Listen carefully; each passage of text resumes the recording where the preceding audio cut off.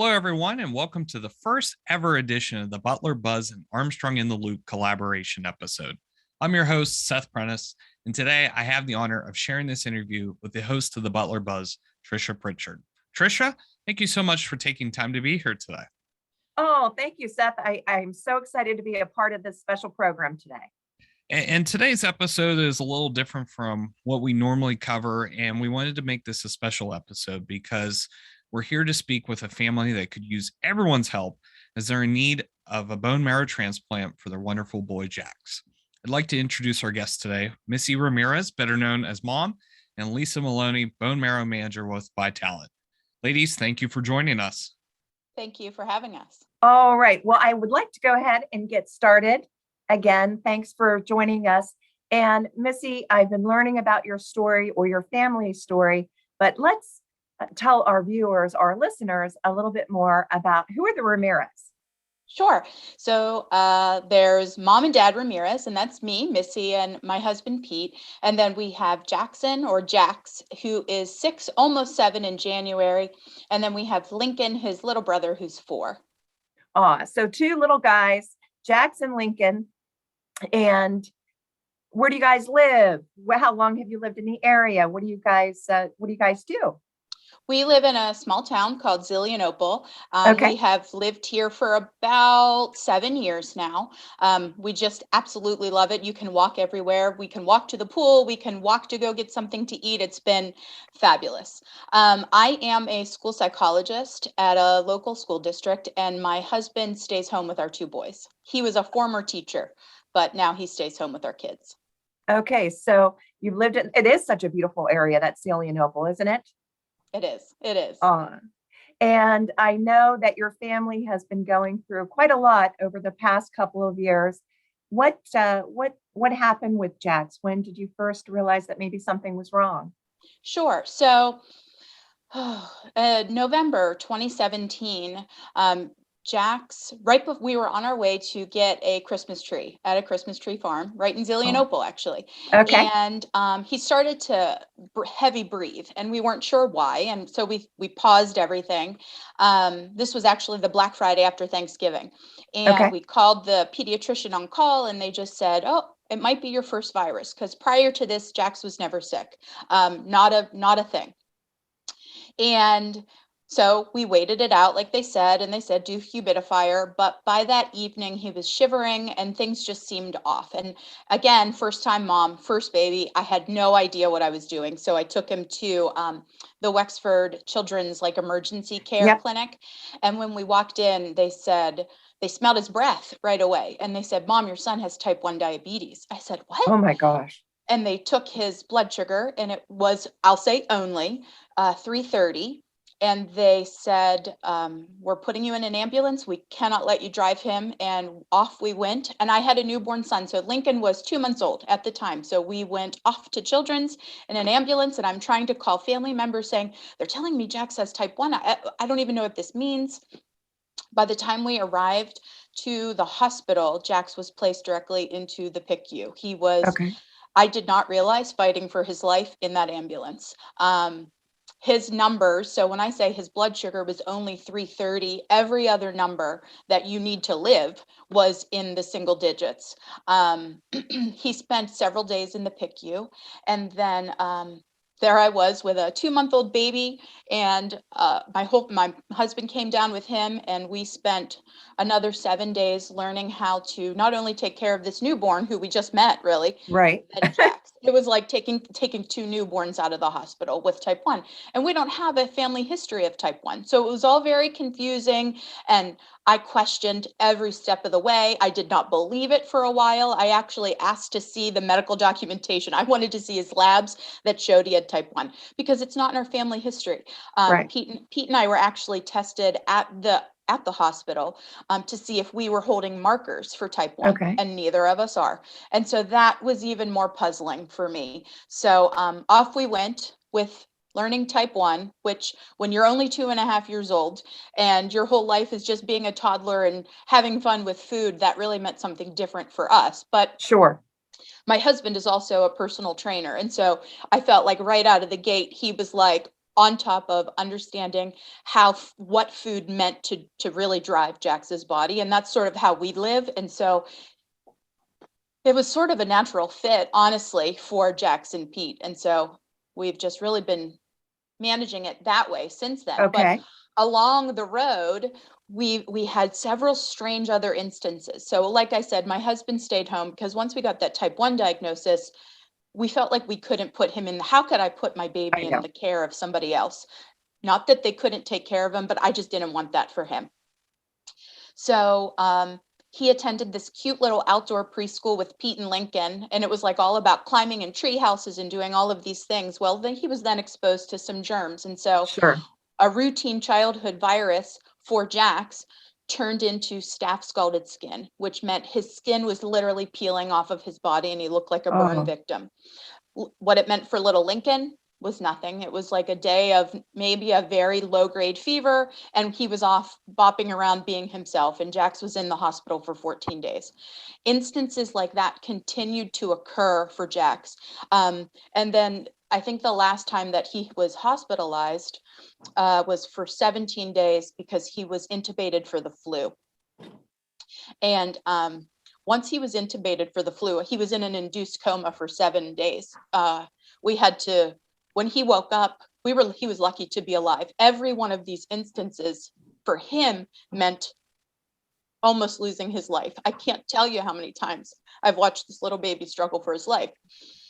So I just couldn't stop thinking about this. You know, I don't have markers for type 1. It's not in our family history. Autoimmune isn't in our history. So I needed answers. And so what I did was, after a routine vaccination, he ended up with another autoimmune disorder called Myasthenia Gravis.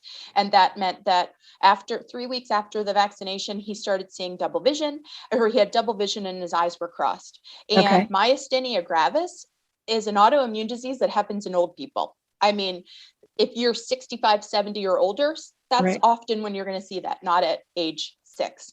So, I pushed for answers, and we met with Dr. Chong from Children's Hospital, and she is a lovely, lovely woman. Between her and Dr. Hamid, his neurologist with the myasthenia gravis, we decided that we were going to take a very small panel because all along we've quarantined before COVID, right? My family is used to living in a bubble because that's what we have to do. And with COVID, that overlayer really, really freaks us out. I saw what the flu did. I can't even imagine. And that's what I've been saying all along. And so they did a very small new panel, and it's like an auto-inflammatory panel. Okay. And that came positive, which was, they did not think it was going to come positive. And he's positive for IPEX. IPEX. Mm-hmm. Which, so, I'm sorry. No, from what I've been reading about your story and everything, it's like 1 in 1.6 million, like chance to have this. Mm-hmm. And so the interesting thing is, I was then tested because it's a genetic disorder. And so it comes from moms. And I am also positive for IPEX, which means that any child that I have that's a boy, it's a 50-50 shot that they have IPEX. So Lincoln had to be tested for IPEX. He has since come negative. But how do you celebrate something that's still so terribly sad? Sure. My siblings now have to be tested for IPEX as well. And what it means for me is nothing, because women don't show symptoms because the gene, our systems are fantastic. And so what that means is my DNA wraps up the affected X, and I'm never going to hear from that again. But for Jax, since he only has one X, he's going to show symptoms. So all of these things, I call them buckets, all of these buckets really meant he had IPEX, and it just took us a while to find that out. However, when you look at IPEX, we are lucky because most kids don't survive past infancy. And so I'm lucky to have found it when I did, because things could just become exponentially worse for him, not better. And am I right in saying that you discovered the IPEX in just recently, right? In October. So in October. We were putting all the pieces together. It took us a while to get our feet wet with myasthenia gravis because And that's when we started the genetic testing. So it was probably not until March or April did we finally get a myasthenia gravis diagnosis. And since then, we've been sort of figuring out what panels to run and how to live life with myasthenia gravis, because he's on immunosuppressants. He gets IVIG treatments, which he just came back from an IVIG treatment. So it's an all-day infusion to just keep his body from fighting itself. This kid's a real hero, and in this battle, I give him all the credit in the world. He's a warrior. He is. And he's funny about it. When I ask him, what do you think about IVIG? He's like, what are you going to do? I get to sit and play Nintendo Switch all day. So that's my dream, So, he just has a really great spin on some of the things that he's faced. Wow. And also in learning about your story, Missy, thank you so much for sharing it. My heart, I have 3 kids of my own. So I feel for you as a mom. So the community around you has just been, it's not only the community around you, like locally. Missy, I'm reading about, like, there was an event just in Chicago. Yes. Right. Yes. So tell us about the support you've been receiving. So I'll start with all of these struggles have only been known by my immediate family. We did not go public about this for a long time because I thought, this is Jax's story to tell, right? And this is his private life that affects us, but I'm his warrior and we're going to shield him. Right. But when we came to find out he had IPEX, and we tested Lincoln, and Lincoln is not a match. So what they do is they look for siblings first, and Lincoln is not a match for him. They ran the Be the Match donor registry, and he has no matches. There are 30 million people on this registry, and he has no matches. I took a minute to think about that as a mom. And I said, I need help. I need my village. I need to create a village that will help us beat this. We're also of Hispanic descent. Yes. Only about 48% of those end up finding their true match. And that's not a place I want Jax to be, or anybody else. All people should have access to a match, right? Sure. All people should have access to a life. And so it's become Be the Match for Jax's mission to find a match, not only for him, but for anybody that needs a match. And so we have been spread far and wide. We're reaching out to every single person that we know. And so what's really great is I call it the 6 degrees of separation in Pittsburgh. Everybody knows somebody.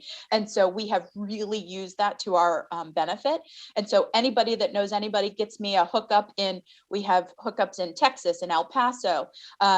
We were trying in Los Angeles, Chicago, New York, Florida, North Carolina, anywhere we know somebody, or 6 degrees of separation of knowing somebody, we're going to try to find and run a live donor drive, get any awareness out there that we can.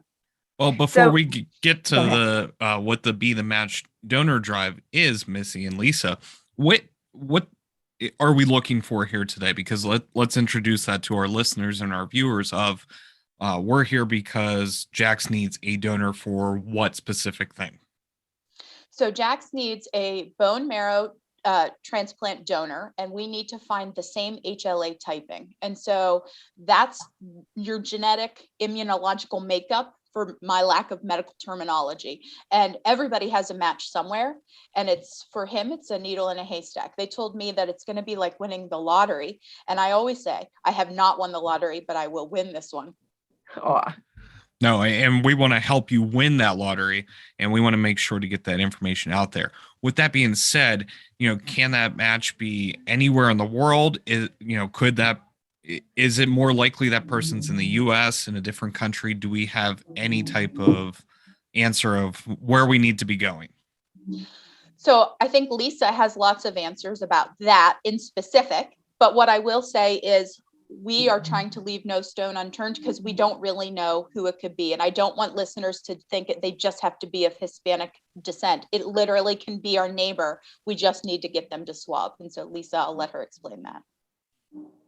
A little bit about Be the Match. So Be the Match is operated by the National Marrow Donor Program. And Be the Match operates the most diverse marrow registry in the world.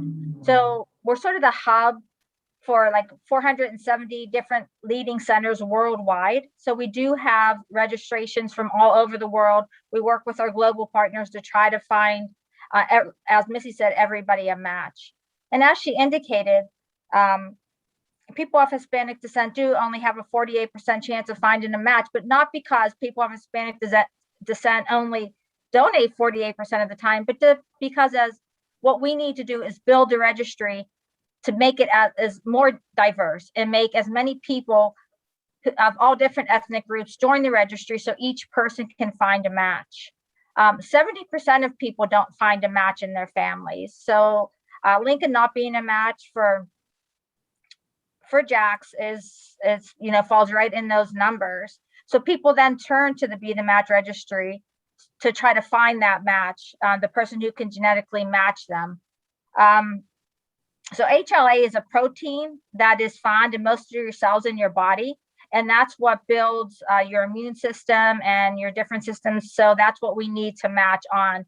So people, it's easy to join the registry. They need to just swab their cheeks and they do a DNA test basically, and then their markers are in the registry. So we're trying to find as many people, as Missy said, to join the registry so that people can find a match. With the efforts of, we've had, because of Jackson and the efforts of Missy and her village, as she says, we've had over, I think it's close to 1,600 people join the registry already in our area, which is very, it's remarkable, just from people going online and getting a swab kit mailed to their house or going to some of the live drives that we've had. So that's what we need to continue to do. And as she said, we're trying to educate people around the United States and in other countries. We've had drives in Mexico, we've in Turkey, and different countries also trying to, get as many people as we can to join the registry. Patients need their genetic match, and they need to be on the registry. So we got to hope that people will swab their cheeks and Jax will find his, along with thousands of other patients who are searching today. So Lisa, I have just a couple questions about how you go about this. You can go on bethematch.org, right?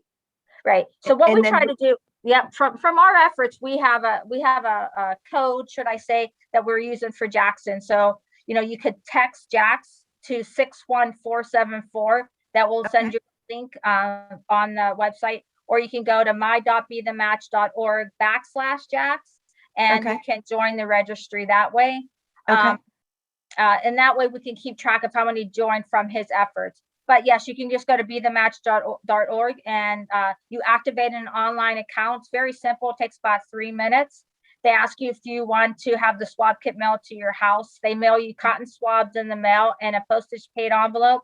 You simply take a minute to swab the insides of your cheek, put them back in the envelope, and mail them back. It's a very quick and easy process. From there, then their DNA is stored in the registry. Okay. And is there an age requirement or yes, health background information that people need to meet certain requirements? Yes. So we look for people between the ages of 18 and 40.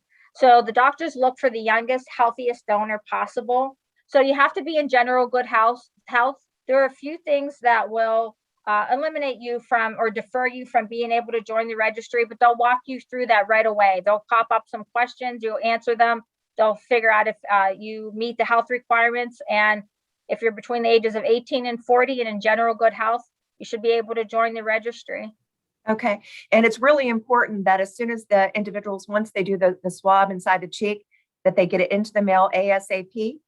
Yes, they should get it in as soon as possible. It takes a couple of weeks for the swabs to process and to get their name on the registry. Yep. We're looking for committed donors. We're hoping, we would prefer to get 5 people who are committed, that if they get the call that they're a potential match, that they'll say yes and follow through, as opposed to getting hundreds who, if they get a call, will say, I'm not really sure I want to do it. People are a little bit hesitant about being a bone marrow donor. And so I think a lot of it is misconceptions that are out there on what the actual process is. It's not exactly what people think it is. It's much easier than they think. So to join the registry is simple. You just swab your cheeks. If you come up as a match, there's 2 ways to donate your stem cells, which is what they're getting from you. Okay.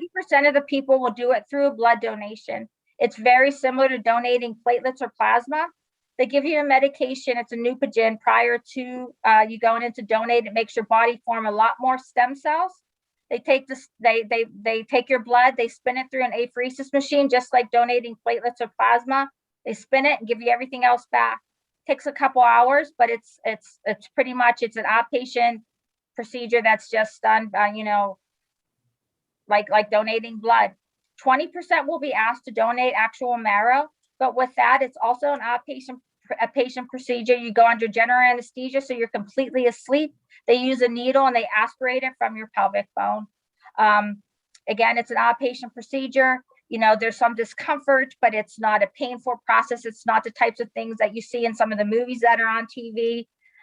And at the end of the day, you're saving somebody's life. It's really an euphoric day for the donor. The majority of the donors will easily say they would do it again in a heartbeat. They're really happy to help save somebody's life.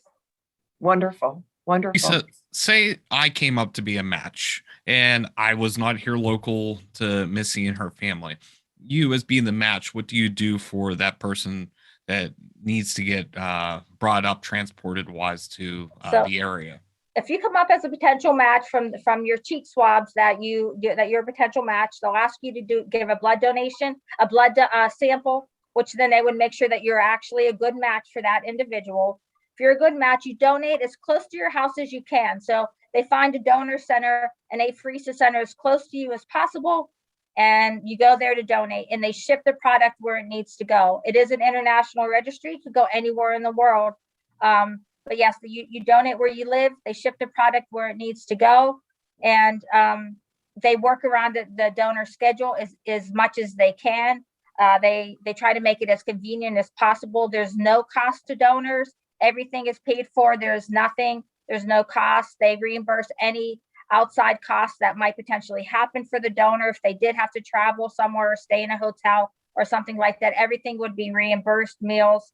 They try to make help moms or dads with childcare. They make everything as convenient as possible. It's really a process that is doable and a life-saving procedure for somebody. Absolutely. Have you been a part of one, Lisa, that you've found a match for somebody? I have, yep. So I've been so I'm the community engagement representative here at Vitalant, and I've been all I do is try to help find donors. So I spend a lot of time going out to, especially because of our age demographics and what we need. I go to a lot of college campuses trying to recruit people. There's a lot of altruistic people out there who really want to join the registry. So we give them the opportunity to join. I've had people who I've recruited come up as match, and I will then go with them at times, or at least go and meet them at the apheresis center. Or I went with a couple of them to, if they were a bone marrow donor, to try to just be part of the day. Actually, it's a pretty exciting day, and it's very nice, and everybody is very happy. They're excited about it. It's something that it's hard to put words into. By the end of the day, when you see the product and you know it's going to save somebody's life, within 24 hours, it's going to be transplanted and grafted into a patient. It's quite exciting, and I have been part of it. And I'm not exactly sure how many people that I actually recruited. I've recruited thousands of people, actually went on to be donors. I have to someday find exactly that out. But 10 or 12 that I know of for sure. It's hard to match. Unlike blood type, as Missy said, you match on your HLA, which is your human leukocyte antigens. So it's specific to your ethnicity that you're matching on.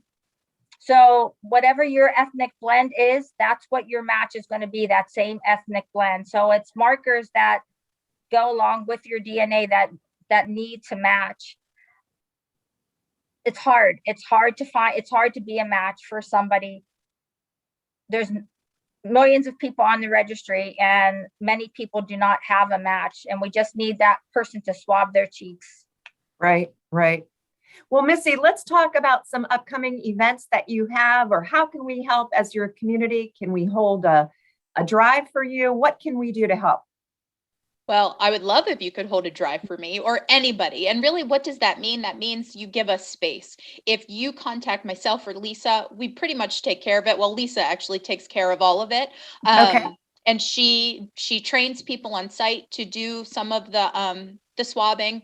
She's trained many of my village to do that, and they are often doing their own live donor drive. So anywhere, literally anywhere, we can figure it out. And even in the ones in Chicago, New York, etc., Lisa contacts the other Be the Match centers, and we figure it out. In fact, we got 20 some from Chicago, which wonderful. Yes. And for us, one is better than none. So to hear that it was in the 20s makes my heart full. We have anything coming up? We do. Already scheduled. We do. So on the 18th of January, we'll be at La Palpa in the South Side, or La Palma in the South Side. I always mess that up. And then on the 21st at Children's Hospital of Pittsburgh. On the 25th is Slippery Rock University. And then on the 27th of January, we will be at Rivers Casino for a boxing event. Oh, wonderful. And where can our listeners learn about all of these upcoming events, kind of follow along with your story, your family story, Jack's? Sure. That's a great question. So you can follow us on Be the Match for Jack's on Facebook or Instagram. We're in both. We post everywhere, and we keep everybody abreast of what's happening. Okay, great. And you do have a GoFundMe, correct? We do. Okay, so we could also participate in GoFundMe. This is a really, really inspiring story. How is Jack's doing today? I mean, he had one of those treatments today. How's he feeling right now? He feels great. So after IVIG, he's a little like peppy in his step, I should say. Okay. But in general, I would say Jax is happy. He's just one of those kids that is always happy no matter what, and he's always smiley, and he takes things on the chin like I've never seen anybody before. When we have been hospitalized, he told those nurses so many stories that when they see us again, they're like, Jax, he leaves an imprint on everybody wherever he goes. He's our angel. And so he's doing well. He does not know any of this. So we are his shield and we are his warriors, and we will bear that until that time comes where we find the match. Hey, now, did I read that he wants to be a YouTube star? He sure does. He sure does. He loves the adventure agents, and we actually just got to meet them, and they're based in Seattle, Washington. So they zoomed in to meet us, and we've been hanging out with them, which is super fun. And he loves to go on outdoor adventures like kayaking and camping. So his birthday is on the 19th, and he is having an indoor camping party with just us, of course, Of course. But we're going to be camping out in the living room. So he'll be 7 on January 19th. He will be. Oh, wonderful. I'm so excited to hear that. That's awesome. That's coming up. Yes. He loves his birthday. And he always asks for the sign gypsies to come and put a sign out front to tell everybody it's his birthday. That's right. I think we should all put a sign up. That's right. Well, we want to wish Jax a happy early birthday today, but when this will actually air, happy birthday, because it will probably be during that time frame of his birthday. So we definitely want many more birthdays for Jax. Absolutely. And for your family as well, Missy. But is there anything else, Lisa and Missy, that we might not have covered today that you'd like to share with our listeners and viewers? For me, I just really, just to educate, I'm thankful that you guys are sharing this story for people to get information and to learn about Be the Match and what we do. Our mission is to save lives through cellular therapy. And it's an easy mission. That's what we want to do. And a lot of people don't know about it until it actually hits their family. A lot of people have never even heard of it, or they heard of something and it's like way far out, something that they can't relate to, not really understanding that they can have a really important piece and be a really important part of somebody's life-saving procedure, and in a very easy way. It's just making that commitment and following through with it. And I hope that people learn about it, go to bethematch.org to learn more about it and what it actually means and how they can help. Holding a registry drive, joining the registry, but sharing the information also. If it's something that somebody is intimidated or something that they don't think that it's something that they want to do or participate in, somebody they know will maybe want to help or want to do it. So to share that information. And even people who are over 40, a lot of people say, oh, I'm over 40, I'm too old to join the registry, but they know neighbors or nieces or nephews or children who are in that age groups for them to share the information and pass it on. Great. I think for me, I think one of the take-home messages is just help us do something, right? There's 6 degrees of separation. Everybody knows somebody, and I will take it from there. I'm on the registry myself, and I know I will answer that call for somebody else's family. So I just hope you answer it for mine.